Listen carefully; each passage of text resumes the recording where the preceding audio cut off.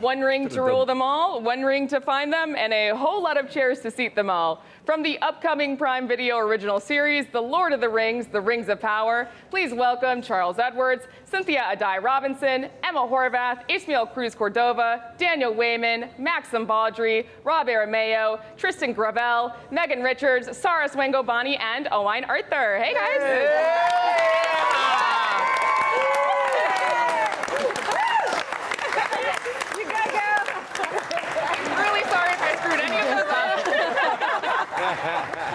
Yes. So I would love to open up with a question for the whole cast. So working on this show is really special because you're working on something that's already, so beloved, but you're given the freedom to kind of expand the lore and make it your own. So what's something special that each of you is excited that you're bringing to the show? I think because it is set very firmly and clearly in the second age as opposed to the third age, which we're all very familiar with through the Peter Jackson movies. So other than taking totally new inspiration from new characters, we're in a totally different time zone.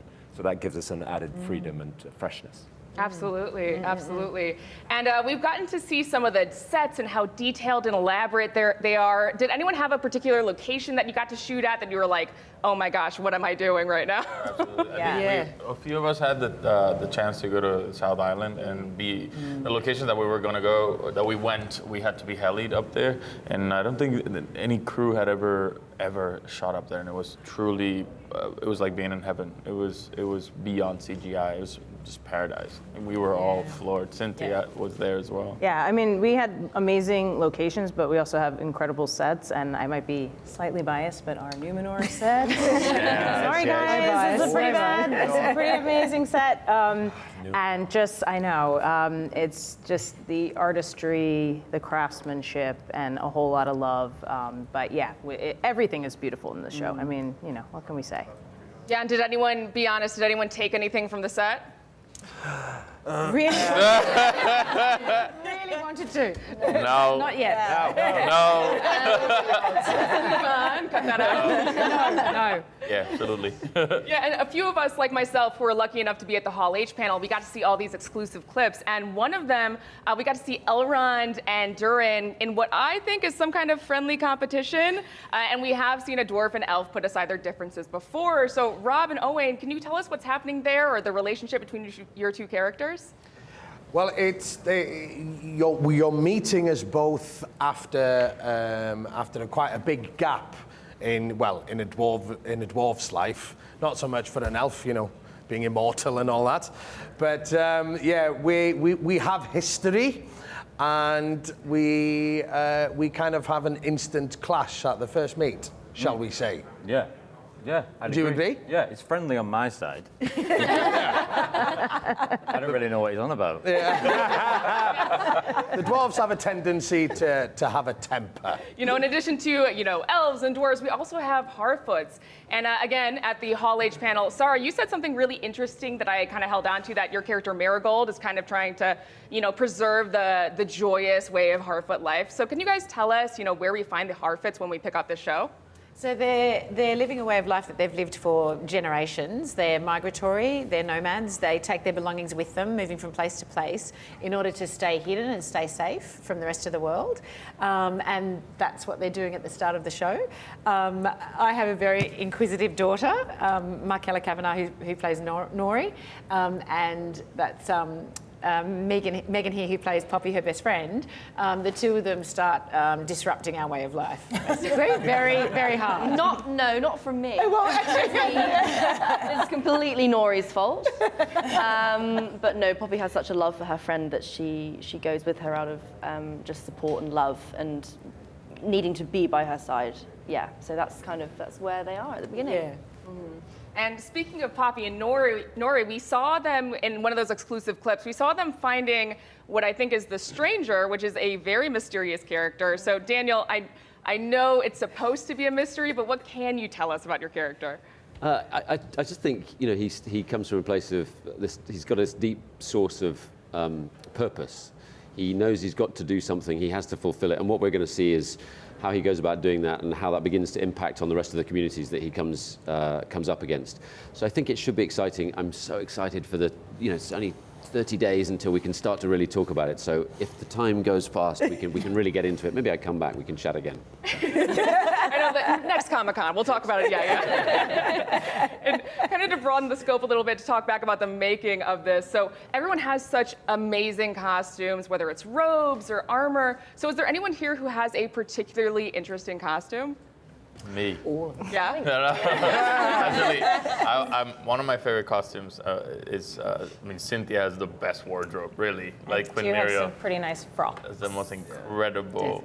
Your armor's amazing when you're Yeah. horse. Yes. Well, definitely. Kate Hawley, who is the visionary and designed all of these amazing looks, I spent a lot of time in that department, and really you have shoe cobblers, you have embroiderers, you have fabric dyers, jewelry makers. So the attention to detail on everything's incredible. But I was in that costume department regularly. But what was also fun for me is just to see how the different worlds, the costumes are really, of their environment and are really reflective of, what their particular world represents. So, my queenly, beautiful outfits are really spectacular, but so are the ones that are, seemingly more humble, but still have that same amount of love and attention to detail as well. Yeah.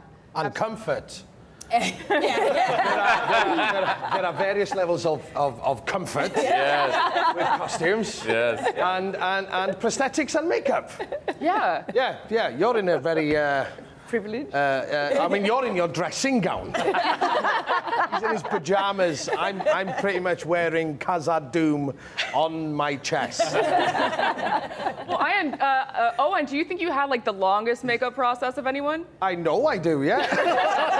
I can't speak for the orcs, but yeah, it's 3 hours at the beginning and 45 to de-rig. So, by the time I go on set, I've already done the morning's work. Yeah. I shouldn't complain, but I will. But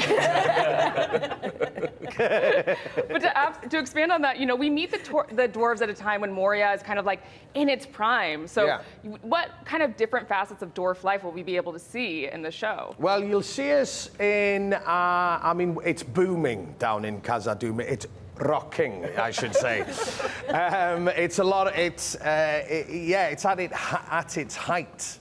And we're digging and we're digging and we're digging. That's all I'll say. Oh, that was good. I'll take that. And before we go, we asked fans to send us questions. So I'm going to pose one to one of you guys. For the people playing elves, how did you try to embody that kind of sense of, agelessness and wisdom? I think a lot of that comes from actually once you get your costume. Because we're talking about weight and the comfort of costumes. Mine was comfortable but heavy. And that makes you move in a certain way. And we had a lot of voice work and movement work to try and embody what you've just asked me about in the way we move around the place. And you find if you've got a big cloak behind you, you glide. Yeah. That helps. Yeah. A bit of gliding is always... You kind of find in real life, for me to find in real life, examples, something that could ground you a little bit more. In the research, found these beautiful portraits of Native American chiefs, which I felt for me were the closest to elvenness that we have in human form, and that kind of thousand eye stare and their personal philosophy was something very beautiful that helped me ground myself in my sylvan elvenness. Yes. Well, I can't wait to see it all on screen.